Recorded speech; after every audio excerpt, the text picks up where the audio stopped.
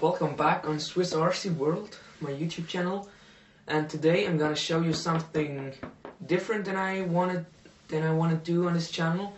It's not a review, it's just a show up of a new thing I've got at my house. I haven't built up yet, but it's gonna be done in like a week or so, and I'm not gonna show you a build video, but a flight video and some onboard FPV footage. What I'm gonna be building is a quad, and I'm gonna build it for a friend of mine who wants to make an IMAX movie with help of a quad. So let's get right into it. First, the motors. Those are Turnigy NTM prop drive. They are 35-36 size, and they are rated at 910 kV, and on 3S, which I'm gonna fly with those batteries. I come to them later again. They're gonna deliver a power of 300 watts, so that's quite a lot. And each one of these, with an ELF 11 and 4.7 inch prop on there, is gonna deliver about 1.2 kilograms of thrust. So that's quite a lot, or 1.1 or something like that. The ESCs are the Turnigy Plush 25 amp basics. They can, for 10 seconds, they can burst up to 30 amps, and that's going to be enough. I calculated that the motors will pull about 19 amps, I believe, full power on 3S, actually. So that's going to be enough, and I'm probably gonna reflash them, put a multi-rotor specific firmware on them so they have a higher refresh rate, and I'm probably gonna show you how to do that. And what I also got to program them is the Turnigy programming card, and you can just plug in the servo plug like this, and you then can choose like if you want to break the battery type, the cutoff type, and something like that. And for quads, this is very important because normally the ESCs are programmed when the voltage of 3S goes under 10.8 volts, they're just gonna shut off automatically. And on a quad, that's not really good, because then you just fall from the sky. You really don't want that. You either want it to just slowly drop down because it has no more power. You definitely want to turn this off. So this is quite helpful. This programming card costs about $2 or $3. It's also available at Hobby King, as all of the parts I have right here. Then you might ask yourself, how are you going to attach the props? That's a good question, because they will be mounted upside down like this, and you don't want to mount the prop on the opposite direction. Therefore, you have an accessory pack for those NTM prop drives, and this is specifically for the 35mm motors. And you're gonna screw on this, mount it like so on your quad, or even without it. There are 4 holes, like 16 and 19 millimeters. And then you also get something like this. Screw this on right here with the 3 screws. And then you have such a spinner prop adapter. Screw this on right here, prop in between, and you're fine. So what you might have seen, the batteries. I chose Nanotech 3-cell 2200 milliamps. And those batteries are rated at 45 up to 90 C discharge for 10 seconds, and this is really much. So you don't have to worry about burning your batteries even on a quad or on a fast EDF jet or something like this. Those really won't burn down, because 45 C means you're gonna discharge over 100 amps without problems until this battery is eliminated, till it has no more juice. And 100 amps, you're not gonna do that with this quad, because I have 4 25 amp ESCs, and that equals 100 amps, and the motors will all only pull maximum of, I believe, 18 amps, as I told you, and this is like under 80 amps, so you don't have to care about this. Those are really good, available at Hobby King, and those are the cheapest and the best batteries I've ever got. Not the cheapest, but the best batteries I've ever got. I really like them. It's a good price and a good power. They only cost like $17 on Hobby King in the international warehouse in Hong Kong. So I always get those. And then let's go to the goggles. My friend wants to fly FPV too, so he needed some goggles. They are not made from Fat Shark. They're not, because I also wanted to try something else, and he also wanted to use them to watch movies or something like that. And with these goggles you can really do that. You can also with the Fat Shark, but those have a little bit better image quality, which isn't gonna make a difference in FPV because you cannot transfer HD video through your TX, but just to watch a movie. And this is also, it's quite light. And as you have seen, I reviewed the Fat Shark Attitudes last time, and I told you about the cloverleaf antennas. And this is one of these cloverleaf antennas. There's just a cover around it, but at the inside there are some circles out of copper wire, as I told you before. So these work really great. They have a 5.8 gigahertz receiver and a 2.4 gig receiver built in here. You can switch it somewhere, like on this one right here. And they are really great. They also have a MIG V3 head tracker in them, the same as in the Fat Sharks. Works really well. This can be powered off 2S or 3S LiPo, and I believe my friend's gonna use a 2S LiPo just because it's lighter, as I do. And then for another FPV, I got a 400 milliwatt 5.8 gigahertz video transmitter. This is not immersion RC, not compatible with Fat Shark, so don't use them with Fat Shark. And the camera is Fat Shark.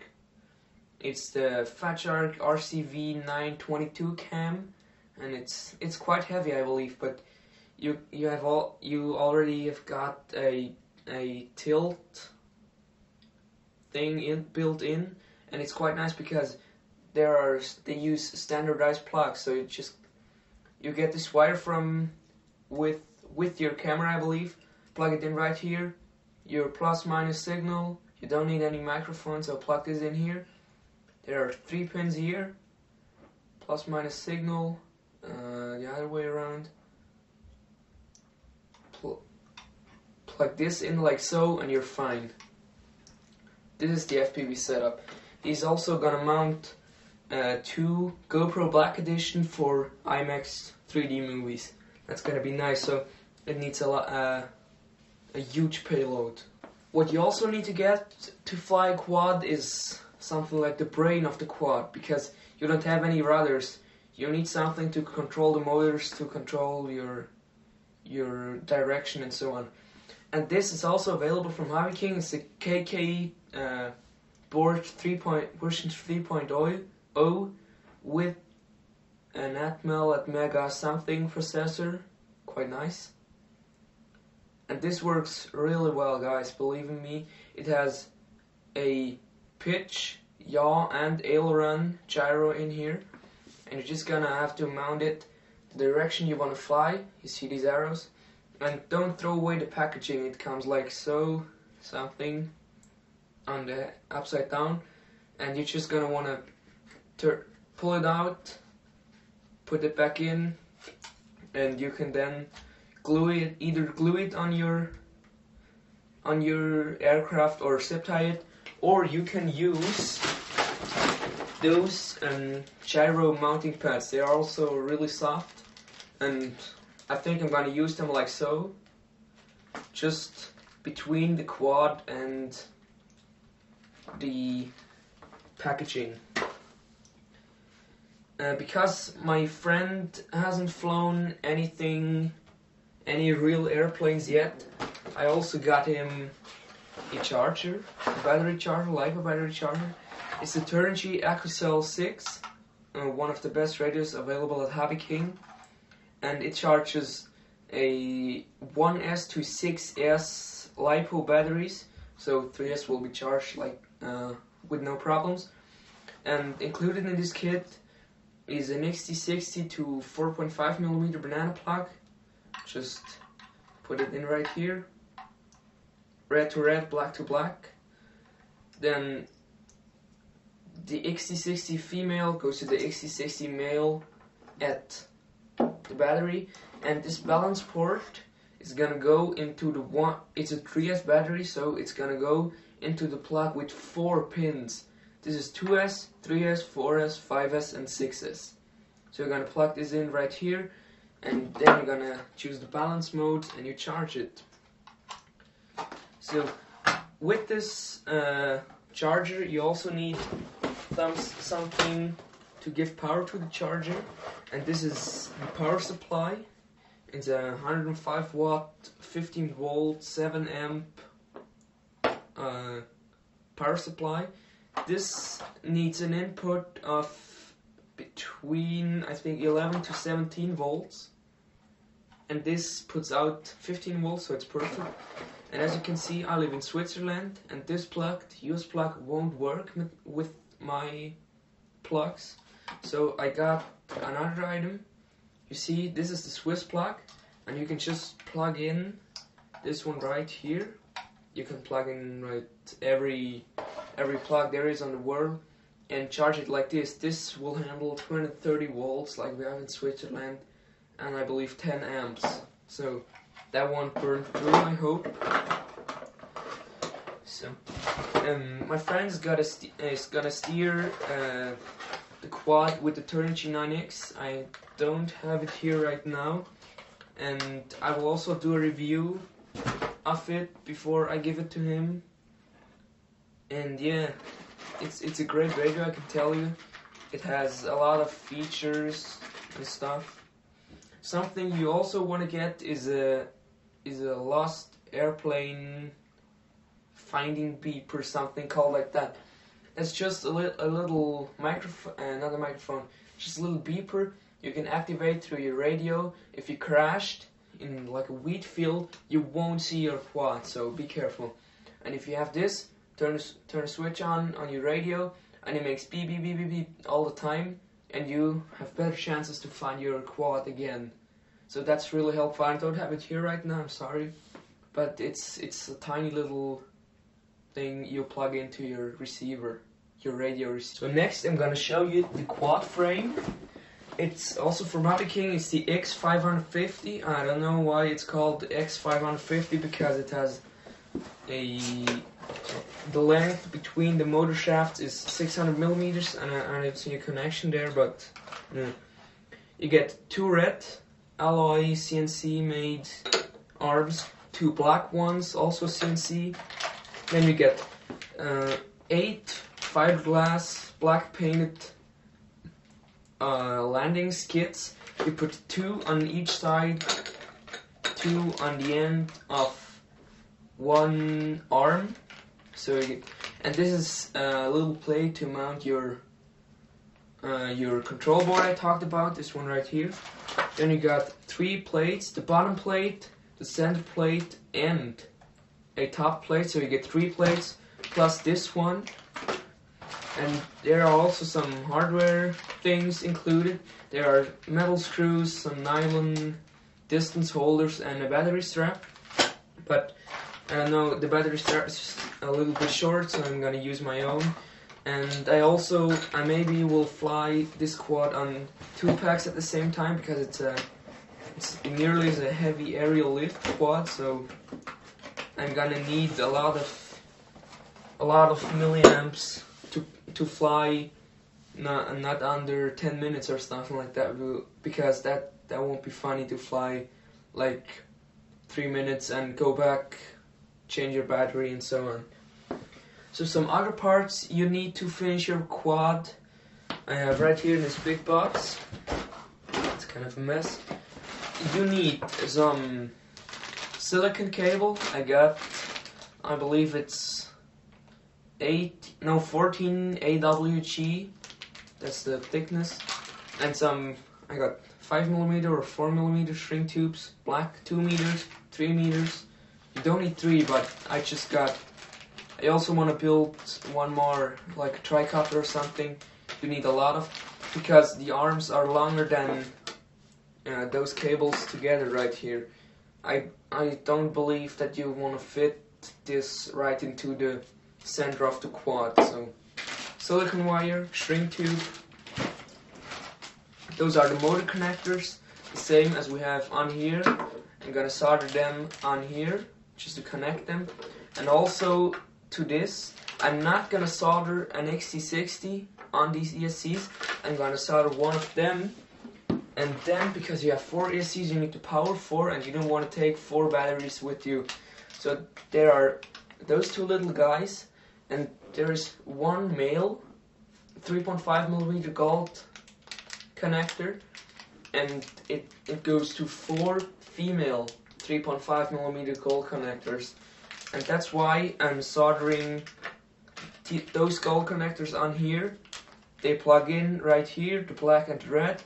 And on here I'm gonna solder a cable with another XT60, but not this one, a female one, which plugs into the battery later on. So this is then a friend can then choose if he wants to use the Dean's T connectors or the 3.5mm golden bullet connectors. It's not really important. But another thing which is really important are those Servo lead extensions. They are all male to male.